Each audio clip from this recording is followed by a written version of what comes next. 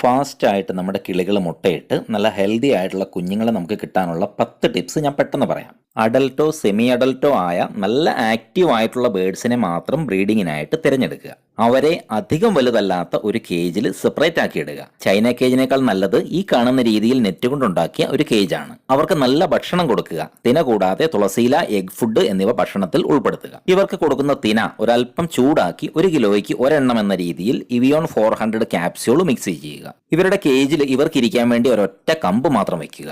ഈ വെച്ചിരിക്കുന്ന കമ്പിനോട് ചേർത്ത് ഈ കാണുന്ന രീതിയിൽ ഒരു കലം സെറ്റ് ചെയ്യുക. കേജിന്റെ മുൻഭാഗം ഒഴിച്ച് ബാക്കി 3 വശങ്ങളും മുകൾ ഭാഗവും ഒരു തുണി കൊണ്ടോ മറ്റോ മറച്ച് ഇവർക്ക് മാക്സിമം പ്രൈവസി നൽകുക. കേജിൽ കണമനാക്ക് അല്ലെങ്കിൽ കാൽസ്യം ബ്ലോക്ക് ഉറപ്പായിട്ടും തൂക്കുക. കുടിക്കാൻ കൊടുക്കുന്ന വെള്ളത്തിൽ ആഴ്ചയിൽ ഒരു തവണ സിൻകോവിറ്റ് ഡ്രോപ്സ് 2 തുള്ളി മിക്സ് ചെയ്ത് കുടിക്കാൻ കൊടുക്കുക. ബ്രീഡിംഗ് പെയറിനെ അനാവശ്യമായിട്ട് ഡിസ്റ്റർബ് ചെയ്യാതിരിക്കുക. ഈ പറഞ്ഞ കാര്യങ്ങളെല്ലാം ചെയ്തു കൊടുത്താൽ മാക്സിമം 2 മാസത്തിനുള്ളിൽ ഇവർ ബ്രീഡ് ആയിരിക്കും.